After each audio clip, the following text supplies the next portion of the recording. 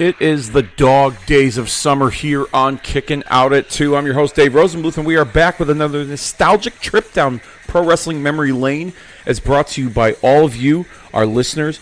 Voted in the polls on social media. King of the Ring 2000 trounced the WCW Great American Bash 2000 in the polls on social media, and I thank all of you for jamming up the polls and getting your voice out there so that we can provide you the top quality, nostalgic pro wrestling content that we do here on Kicking Out at 2. I'm your host, Dave Rosenbluth.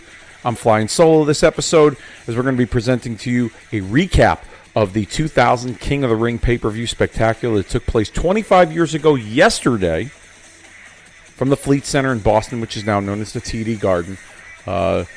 Looking forward to recapping that with all of you, as well as I'm going to be doing some quick picks for our Night of Champions event that's going to take place in Saudi Arabia this weekend. WWE is putting out Night of Champions in Saudi Arabia, Riyadh, Saudi Arabia. I know there's some controversy surrounding that, given the political climate in our world between Iran and Israel and the United States. And, you know, I'm not going to get into that because I don't know shit about fuck when it comes to that. But I am going to be giving you the quick picks for Night of Champions. I'm going to run down the card, and I'm going to offer my not-so-expert analysis on what I think could potentially happen at Night of Champions. But before we do all that, before we get into that, social media is where it's at. Facebook.com/Kicking Out at 2, as well as our Twitter handle. Not X, it's Twitter, okay? I think X is stupid. I think it's a dumb name, all right? I still call it Twitter, and I will call it Twitter till I decide not to call it Twitter. As of right now, it's Twitter. And our Twitter handle's at Kicking Out 2, KICKN. KICKN. Oh my goodness! It's been a while since I've been plugging the social media on the podcast. It's a very, very busy time. People getting locked up, so I'm working a lot. But our Twitter handle's at Kicking Out 2, KIC time. People getting locked up, so I'm working a lot. But our Twitter handle's at Kicking Out 2, KICKNOUT, at Kicking Out 2, KICKNOUT, and the number 2. You can find all kinds of fun stuff over there. I know I'm not as frequent on social media in the last few weeks, I should say, because it is the dog days of summer, but I'm going to try and at least give you some kind of weekly or bi-daily content, if you will. So join us over there, follow us on Facebook and on Twitter, and have some fun with us. All right. You can also check Retromania as well. We can have archives of this show as well as marking out the days with Kobe Knight and myself. Gaijin Wrestling Radio, Hulkamania is Dead, Origins of Attitude, True Cool Truth with AC, easy for me to say. And all kinds of nostalgic, evergreen pro wrestling content at your fingertips over there. Retromania with a W on Podbean or any other podcast streaming platform available. All right. That was rough. I'll admit that was rough. Cheap plugs are out of the way. Let's get right into this recap of King of the Ring 2000. June the 25th, from the Fleet Center in Boston, Massachusetts. The opening video package highlights the history of the King of the Ring as well as the WWF Championship 6-man tag team main event. Jim Ross and the King open the show and welcome us, and we kick things off with a quarterfinal King of the Ring match, pitting Rikishi, the newly crowned Intercontinental Champion, taking on Chris Benoit. This is a short match at 3 minutes and 25 seconds, but Benoit would deliver an impressive-looking German suplex early on in the match. For a guy his size and a guy Rikishi's size, I'd like to think it's impressive. He worked primarily on the right arm of Rikishi during this match. The story here, Rikishi and Benoit had a match on SmackDown. Benoit injured Rikishi's arm, so they're kind of building up Rikishi's, I guess you could say, underdog story with the injury throughout this tournament. Spoiler alert. Benoit would apply a crippler crossface to Rikishi, but he would get a rope break. And then the finish comes when Benoit nails Rikishi with a chair numerous times to get himself disqualified, followed by a crippler crossface. Referees and officials run out to try and break it up, but then Benoit delivers a diving headbutt to Rikishi's right shoulder and exits the ringside area. So your winner is Rikishi. He advances on to the next round. It was what it was. They were trying to position Rikishi as a top hero babyface in this tournament with the injured right shoulder. Benoit being the crippler, this sadistic Punisher, if you will. I thought they kind of executed the game plan properly, if that was the game plan. Because it's a full 8-man tournament on a pay-per-view, some of these matches are going to be shorter. This was one of them, but I thought this was an interesting way to start things off. Backstage, Vince, Shane McMahon, and Triple H with Stephanie McMahon discussed tonight's WWF Championship main event, with Vince being the overconfident one out of the bunch. Triple H, as the WWF champion, is not really too confident in his partners, his brother-in-law Shane, as well as his father-in-law Vince McMahon, but Vince is pretty overconfident in this this bit here backstage. We get our next quarterfinal King of the Ring match with Val Venus and Trish Stratus in his corner, taking on the WWF European Champion Latino Heat Eddie Guerrero with Chyna in his corner. This was a fast-paced, this was a good back-and-forth match between the two. I actually like this match. It was a typical Attitude Era crowd when Trish Stratus would come out chanting puppies.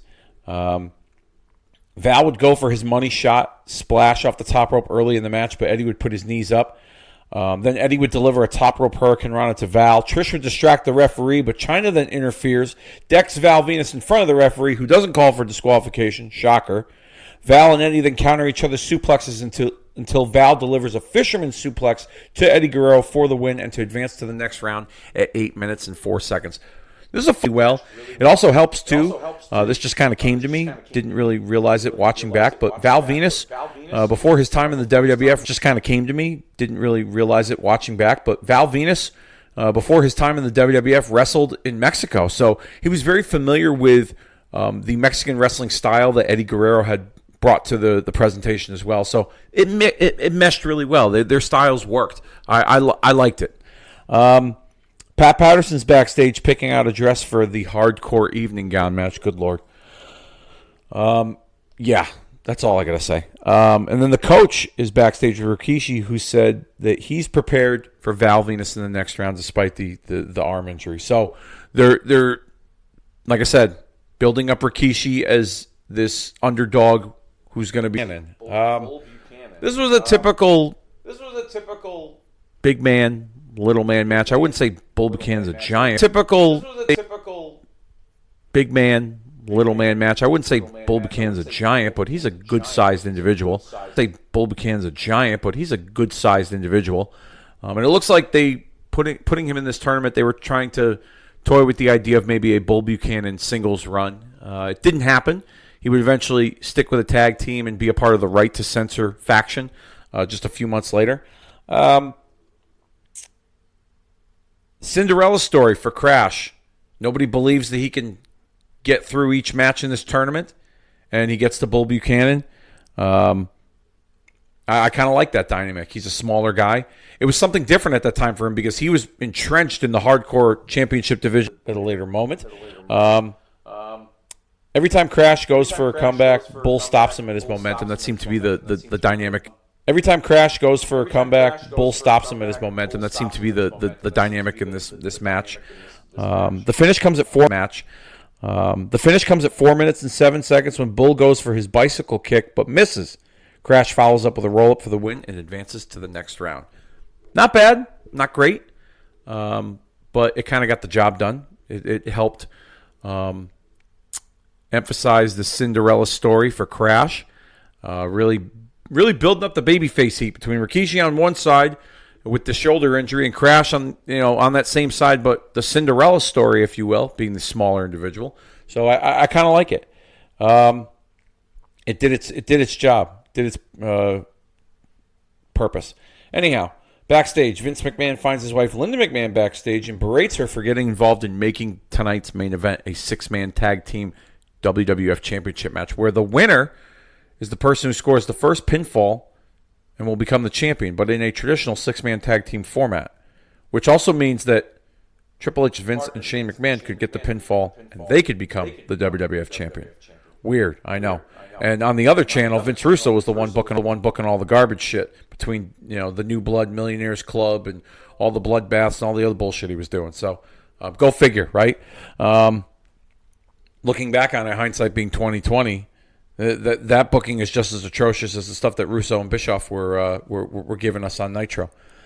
All right, our last quarterfinal match of the first round of the King of the Ring tournament. We see Kurt Angle taking on Chris Jericho. There was a funny pre-match promo with Kurt Angle attempting a Boston accent. I thought that was kind of funny. Jericho gets a huge pop coming out with his pre-match promo of his own. He runs down Angle and calls him the king of 30-year-old virgins. This was a fun match. Crowd was super into it. Great chemistry between these two. I've always enjoyed their matches over the years together. Hard hitting from both guys. Jericho would deliver a top rope Hurricane Rana, which JR calls back to Eddie Guerrero using that move earlier in the evening. So that was interesting. Noticing the refereeing in this match, Teddy Long was the referee. He had some of the slowest cadences when he counts. I swear, it was pretty annoying. Even JR and King on commentary kind of noticed it and brought it up. Kurt Angle was tapping out at that time, but the referee was distracted with her. Angle then nails Jericho from behind into the ref. Stephanie runs in to nail Jericho with the whip, but the referee was distracted with her. Angle then nails Jericho from behind into the ref. Stephanie runs in to nail Jericho with the women's championship belt, but ducks and hits Kurt. Jericho then plants a kiss on Stephanie McMahon to a huge pop. Angle capitalizes with the Angle slam on Jericho for the win at 9 minutes and 50 seconds. And Kurt Angle advances to the next round. Best match of the night so far. That match and the Eddie Guerrero and Val Venus match are the two matches that are neck and neck in terms of best match of the night. We see Vince McMahon and Shane McMahon backstage discussing the main event. Shane's worried about Vince not keeping his cool with Linda and staying focused on the task at hand. So it seems to be the running thread in the main event, if you're keeping close eyes as you watch this, is that Vince McMahon is overconfident in his team's abilities against the super team of Rock, Undertaker, and Kane. And Shane and Triple H are worried of Vince McMahon's overconfidence and how he might have backed them all into a corner. New York, as they're watching the pay-per-view from the restaurant, the original watch parties, if you will, the pay-per-view from the restaurant, the original watch parties, if you will. From WWF New York. From WWF New York.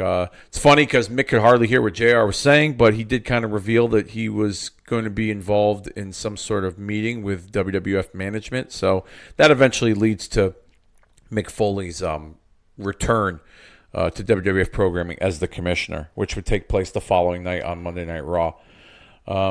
Next match, Edge and Christian, the Hardys, TNA, and Too Cool in a 4-team elimination match for the WWF Tag Team Championship. We get a pre-match promo from Edge and Christian to get the cheap heat with the Boston crowd as they do the Bill Buckner misses the ground ball spot from the 1986 World Series. That didn't get as many boos as it got more cheers from the audience. I remember 2 years ago when Pete Rose mentioned the Bill Buckner spot at WrestleMania 14, he got a significant amount of heat from the crowd. Some notable moments in this match saw Test deliver a pump handle slam to Matt Hardy and goes for the cover, but Jeff delivers a swanton bomb, rolls Matt over for the first pin, eliminating TNA from the match. Matt would then attempt a twist of fate on Edge, but Christian sneaks up from behind to deliver an unprettier for the second elimination of the match, eliminating the Hardy Boys. Now we're down to the two teams, Edge and Christian and Too Cool. There was a pretty funny moment in this match. Edge and Christian attempt to do Scotty 2 Ivy's worm together, but Scotty face plants them both and drops the worm on Edge. The finish comes at 14 minutes and 11 seconds when Grandmaster Sexay has Edge covered, but the ref is trying to get Scotty out of the ring. Christian runs in, nails Grandmaster with the title belt in the back of the head. Ref makes the cover, and your new World Wrestling Federation Tag Team Champions, Edge and Christian. This was a fun match. It was a little short, but with an 11-match card, you're kind of expecting this. It kind of furthered along the storyline between the Hardys and Lita, Trish and TNA, which would kind of translate or facilitate over to the next pay-per-view, Fully Loaded, which we'll cover next month in the month of July, as voted by all of you in the polls. Yeah, it wasn't a bad match. Like I said, short, 4 teams. They kind of got some of the eliminations early. But like I said, 11 matches on this card. You kind of have to, make some time to make sure you fit your shit in. Definitely a vast difference of today's WWE PLE programming is they have about 5 to 6 matches a show. So that's kind of it's kind of interesting where they were then 25 years ago to where they are now when it comes to the pay-per-views. Michael Cole's with Crash Holly, who is upset that everyone is overlooking him in the tournament. It's again the Cinderella story. Everyone doesn't believe that Crash is able to beat the odds and move on into this tournament. Even Cole said, "Crash, I can't believe it. You made it to the next round." Like, I thought it was well done. And Crash played that underdog little Elroy Jetson nerd role pretty well. So I thought, again, the continuity and some of the stories in this tournament, I think, helped make the tournament watchable, even if the matches aren't that great. We move on to the semifinal round, King of the Ring match with Rikishi and Val Venus. We had clips from a recent SmackDown showing Val and Rikishi brawling all over the arena, with Rikishi doing a huge blade job. So there's some history between them heading into this match, which I kind of like. Val works on the right shoulder. The continuity of Rikishi's injury, seems to be the common thread throughout this tournament, like I've explained. The finish comes at 3 minutes and 15 seconds when Val goes for the money shot, but Rikishi gets up, counters with a belly-to-belly suplex for the win, and advances to the finals of the King of the Ring tournament. Post-match, Trish jumps on Rikishi. He tries to give her the bonsai drop, but Val runs in, low blows Rikishi, and then he brings in the steel steps, nails Rikishi in the right injured shoulder. Again, nice way to put some heat on Rikishi going into the finals. He's injured now, but he's still trudging through. He's still fighting from underneath so that he could win the King of the Ring tournament. We go backstage as the coach is with Gerald Briscoe to discuss the hardcore evening gown match. And a production tech walks in and brings Gerald Briscoe his dress and asks him if he still wants the crotchless panties. My goodness. Oh, man. All right, I'm moving on. Our last semifinal King of the Ring match features Crash Holly taking on Kurt Angle. It's a quick match, and it's really obvious who was winning this match. Helen Keller could have predicted this finish, to be quite honest with you. The finish comes at 3 minutes and 58 seconds when Kurt Angle delivers the Olympic Slam to Crash for the win to advance to the finals of the King of the Ring tournament. It was what it was. This far, he hit his ceiling. Everyone, you can kind of predict from a mile away that Angle was the heavy favorite in this tournament. And they really moved him along nicely as opposed to, some of the others. But anyhow, we get footage from a house show in New York City at Madison Square Garden the night before with Donald Trump in attendance. King says Donald shouldn't run for president, but King of New York instead. Man, the irony in that clip, huh? Jesus. All right. Anyways, moving on. Kane is backstage with Michael Cole to discuss the 6-man tag team main event for the WWF Championship. He says this match will be all about him winning the title tonight. And then we see The Undertaker, who's with the coach, who says he came to Boston to win the championship. So obviously, even though they are a team, the dynamic is still kind of tense. Undertaker wants to be champion. Kane wants to be champion. The Rock wants to be champion. So you on one end of the spectrum, you got Vince and his overconfidence that his team's going to be victorious, because on the other side, the other three can't get along because they all want to be the champion. So, interesting, hideous attire, resembling drag queens. If anyone expected a 5-star Dave Meltzer class, hideous attire, resembling drag queens. If anyone expected a 5-star Dave Meltzer classic, hideous attire, resembling drag queens. If anyone expected a 5-star Dave Meltzer classic, then you need to stop watching wrestling, because number one, Dave Meltzer has no credibility to rate matches at 5 stars. And number two, even if he did, this wouldn't be it. And it's the year 2000. Homosexuality was not as accepted back then as it is today in our society. So we get a lot of homosexual jokes on commentary that are incorporated in some of the spots. The banana to the mouth being one example from Patterson to Briscoe. The crowd wants this to end immediately, and I don't blame them one bit. And either they planned it this way, or someone called an audible backstage and said, just get this shit over with, because Crash Holly comes running down with a referee and a trash can, nails Patterson in the head with the trash can to win back his hardcore championship at 3 minutes and 7 seconds. Thank fucking God. Oh, man. Woo, buddy. Our next match is a handicap table dumpster match. D-Generation X, Road Dogg, X-Pac. And for weeks, the Dudleys have been kind of chasing Tori. At that time, Bubba was targeting. And for weeks, the Dudleys have been kind of chasing Tori. At that time, Bubba was targeting. The Dudleys have been kind of chasing Tori. At that time, Bubba was targeting hot women, and he wanted to put them through tables, and there was some sort of like euphoric sexual connotation kind of element to that story, where Bubba, in a sense, climaxed when he would put the female through the table. Well, they were doing this with him and Tori. There's no pinfalls, there's no submissions, no disqualifications, no countouts. The match starts off as a traditional tag team match. Tori would stay on the apron for the most part, but she'd get involved here and there with some quick tags and some cheap shots on the Dudleys. There was a fun spot early on. Devon does his diving "What's up?" headbutt to Tori's lower region, which got a big pop. Then that pretty much kind of leads to the action spilling to the outside with both teams. We get a loud "We want tables" chant from the Boston crowd.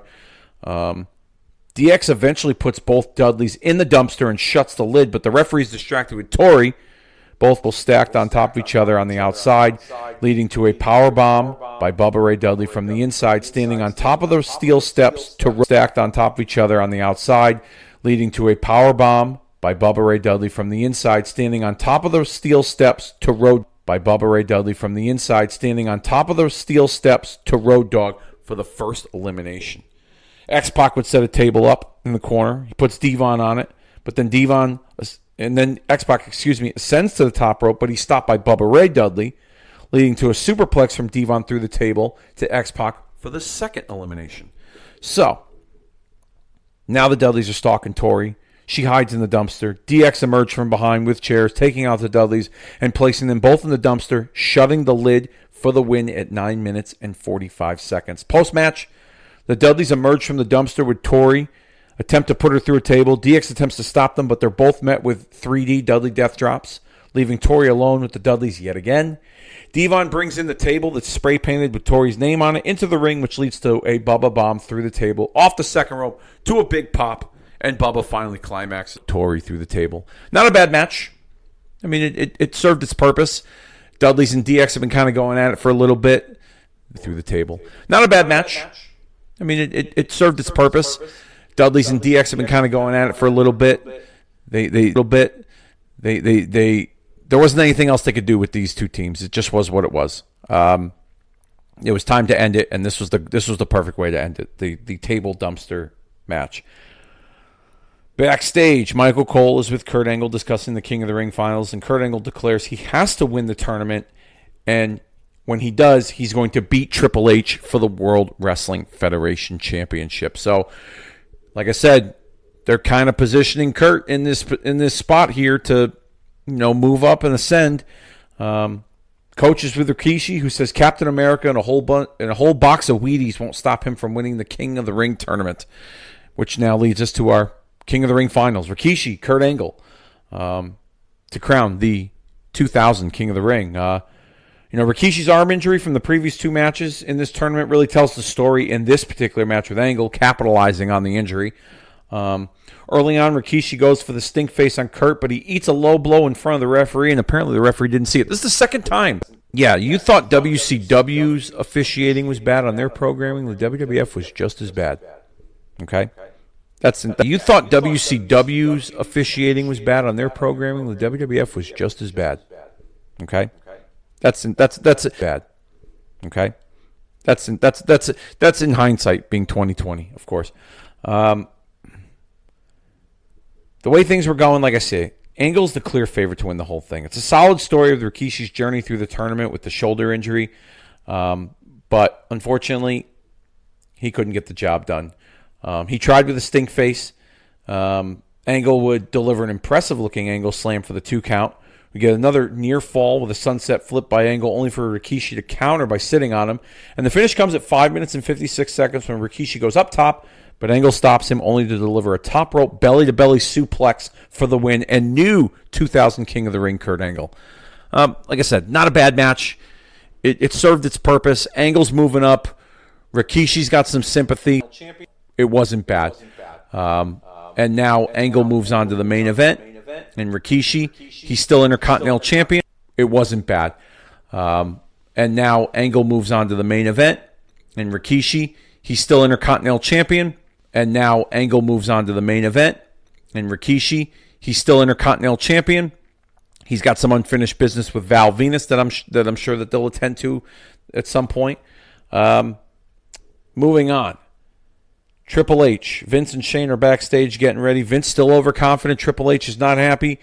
We see Kane walking backstage. Undertaker sitting on his bike. The Rock walking backstage. We are ready for our six-man, the World Wrestling Federation champion, teaming with his father-in-law, Vince, and his son-in-law, Shane McMahon, with Stephanie McMahon in their corner, taking on the Wrestling Federation champion, teaming with his father-in-law, Vince, and his son-in-law, Shane McMahon, with Stephanie McMahon in their corner, taking on the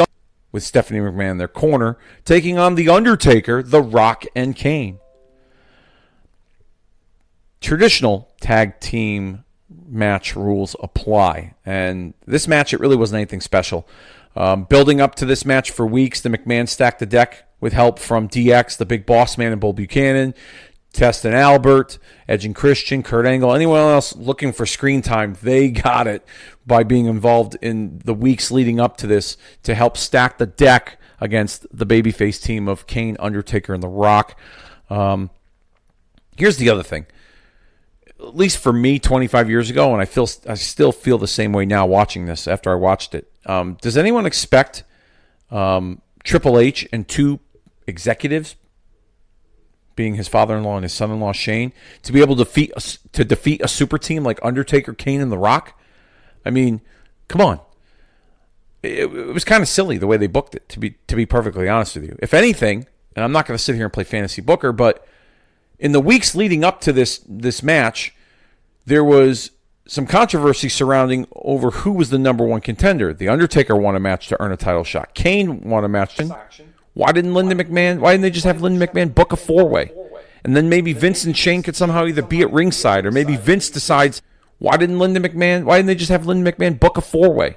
And then maybe Vince and Shane could somehow either be at ringside, or maybe Vince decides, why didn't they just have Linda McMahon book a four-way?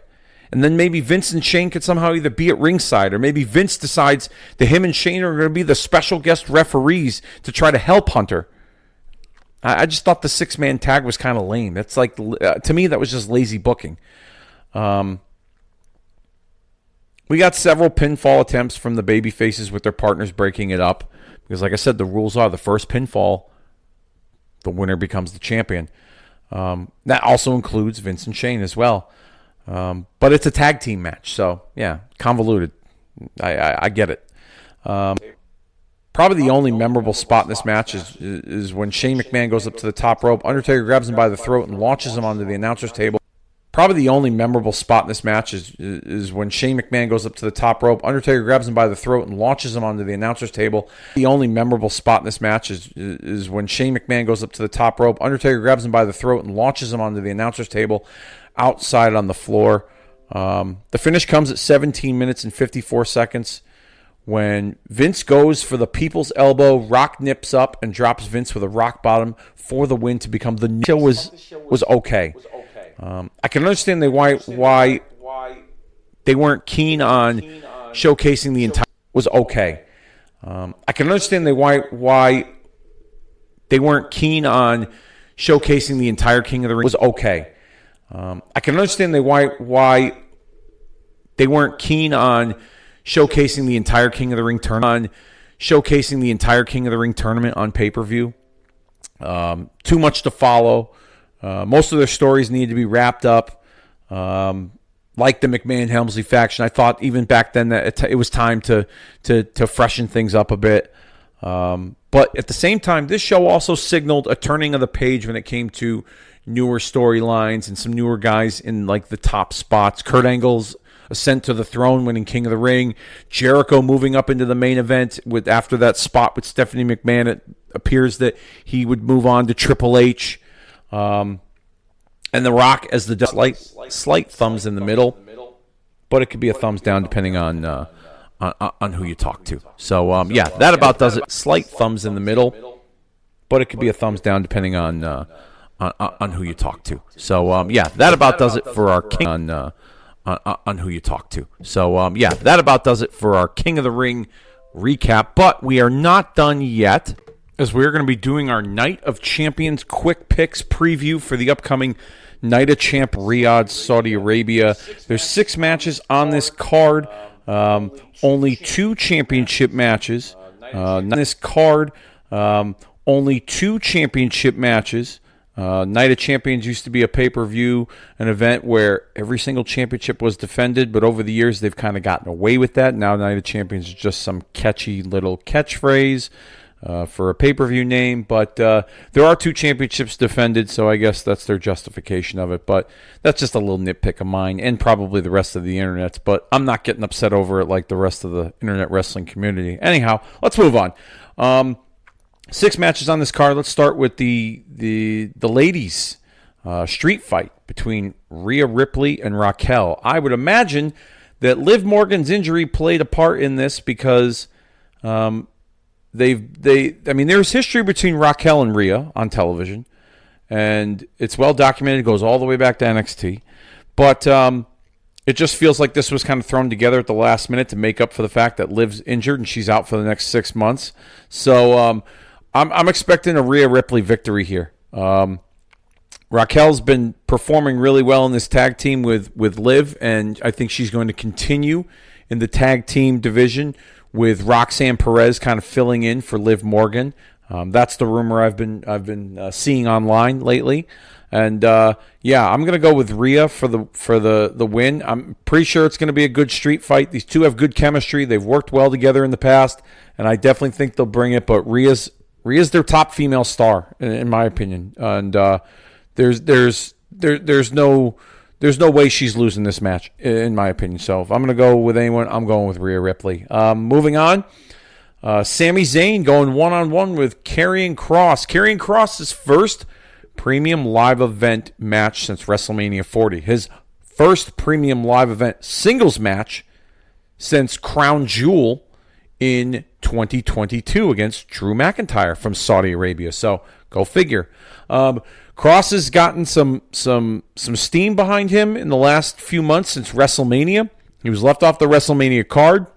The audience was getting really behind him. He cut that worked shoot promo on the Sam Roberts podcast after WrestleMania, and they put him on the syndicated show, the WWE main event show. He's getting strong reactions there. His stuff with Sammy has caught on.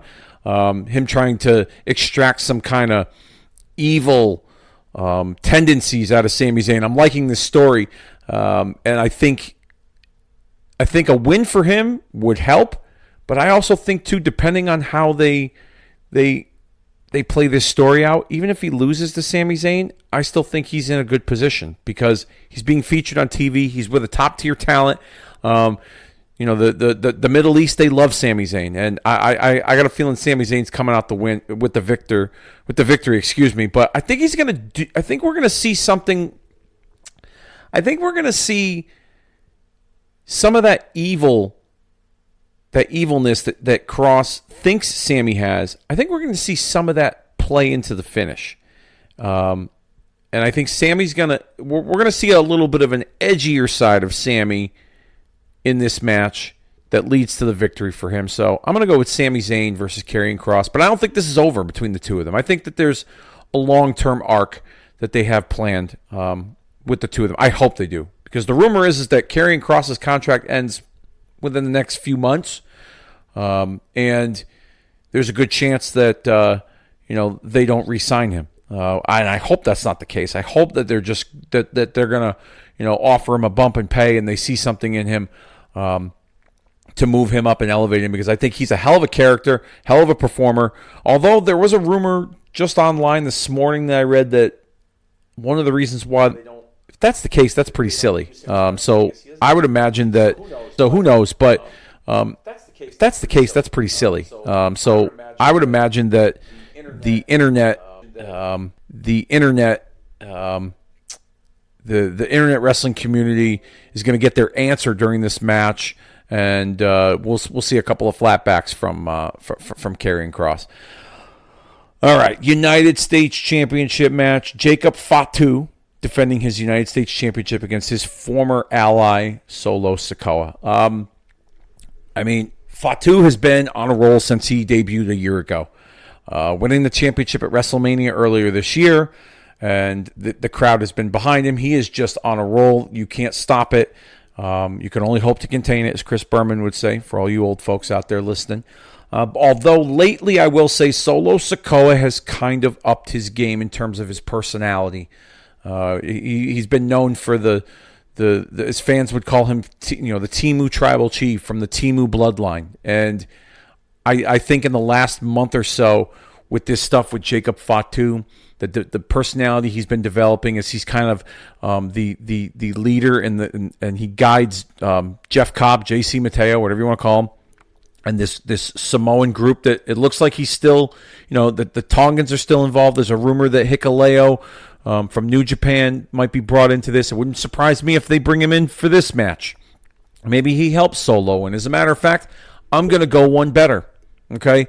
I was originally going to pick Jacob Fatu to win this match, but I think Jacob Fatu is going to lose the United States Championship to Solo Sikoa with some help from some outside interference. We might see a Samoan. We might see Jeff Cobb. Maybe we'll see Hikuleo. Maybe we'll see Tonga Loa or Toma Tonga. Who knows? But I think Solo Sikoa will walk out as the United States champion. And then Jacob's going to chase them. He's going to run through all of them until it culminates with him and Solo again for the United States title. That's just my prediction. Moving on. The Queen of the Ring finals. Jade Cargill going one-on-one with Asuka, who just recently returned to action. This tournament, I feel, is designed for Jade. They see big things in her, and I see a heel turn for Asuka coming down the line. I think this is going to be the first step into getting to that point. They kind of teased Asuka and Io Sky. I'm sure they will find a way to get to that for maybe for SummerSlam, but they've kind of teased Jade Cargill and Tiffany Stratton. Naomi's got the Money in the Bank briefcase. Maybe Naomi cashes in at some point on Jade Cargill if she were to win the championship. So if I'm going to pick a winner, I'm going to go Jade over Asuka. And it's going to be a nice little notch in Jade's belt to add that accolade of King of the Ring to her resume. And she'll go on to SummerSlam to meet the WWE Women's Champion, whomever that may be, possibly Tiffany Stratton. So I think Asuka will bring a really good match out of her, and like I said, I think this is the first step into turning Asuka heel. I think Asuka will lose this match in a nail biter, and then as time goes on, her quest to be champion, she'll come up short, and then of course the big turn comes when she either defeats her friend Io Sky with underhanded tactics, or Io Sky defeats her and she attacks Io Sky post match. I know I'm going way down the rabbit hole, but there's not that many strong heels on Monday Night Raw and on SmackDown right now in the women's department. You got Nia Jax and Liv's gone, so you really don't have a whole lot. Naomi's been really working hard as a strong female heel, so I think Asuka's going to kind of add to that, the depth to that main event heel roster for the women. So Jade Cargill with the win, Queen of the Ring, moving on to SummerSlam to face the women's champion. Now, the King of the Ring finals is an interesting one because you have on one side you got Randy Orton, the other side you got Cody Rhodes, two guys who on screen have had a relationship over the years. Cody was in Legacy with Randy Orton. Randy Orton was kind of his mentor. Cody Rhodes wrestled Randy Orton in the fall of 2013 and lost his job when Randy Orton was WWE champion as the figurehead champion of the Authority. And then they've become on-screen allies since Cody's return. And everyone on the internet, the whole wrestling space and social media, they have wanted to see a Randy Orton turn on Cody Rhodes. I think like the Asuka situation, I think we're going to see that at some point. I think we're going to see Orton come up short. This will be the second year in a row. He makes it to the finals of the King of the Ring, and he comes up short, but it's against his friend Cody Rhodes. And then I think we'll start to see the old Randy Orton. and eventually it will lead to something with him and Cody a little bit more significant, with Orton being the aggressor, Orton going back to his roots, Orton jealous of his successor, Cody, the guy that he helped mentor and guide, Orton wanting one more crack at the title, Cody being the one to beat Cena at SummerSlam, maybe, who knows. But yeah, I could see something along those lines of Orton turning on Cody. Maybe it happens post-match. Maybe they just get it over with. Orton's just so mad that he came up short second year in a row. He low blows Cody and then delivers an RKO, and then he punt kicks him. And they write Cody off for a few weeks or a month off TV. Who knows? But I'm picking Cody Rhodes for the win. Another accolade on his belt. And he'll move on to face the champion at SummerSlam, which leads us to our main event. John Cena, CM Punk, great chemistry between these two. Even though this has been a short build, I've kind of liked where they've gone with it. Punk kind of called out Cena, and not forgetting what Cena had done to the fans when he turned on everyone and joined with The Rock. So Punk's kind of kept that vibe going, making us not forget that it was Cena that sold his soul to the final boss. And then I loved the callback recently with Cena pretty much delivering his own pipe bomb. Puts Punk through the table, and he sits in the corner, and he kind of delivers a similar speech that Punk did, but manipulates some of the words to stay current, relevant with what they got going on in their story. That's probably the best that Cena has ever been in this heel turn, because I'll be quite honest with you, I'm like 50-50 on this heel turn. There's parts of it where I love the idea that he's leaning into the criticisms from fans, the online fans over the years, of his presentation, his look being phony, not being himself. I love the idea that he's now taking all of those criticisms, he's bottling it up, and he's saying, you know what, I'm going to take all of that you're giving me, and I'm going to use that to ruin your wrestling, and I'm going to leave the last real champion, and they're going to have to create a new championship because there's not a real champion out there. I love that. I love that Cena has leaned into that. As far as the match goes, now Seth Rollins, he factors in here, okay, because he's the Money in the Bank briefcase holder. And Cena has said recently that Seth Rollins is not going to cash in on him, okay, because there will be when John Cena leaves, there's going to be a World Heavyweight Champion still available for Rollins to cash in on. And I think there's some kind of credence to that. I think that there's some credibility behind that statement. As far as Rollins' options go, okay, let's say Punk wins the title.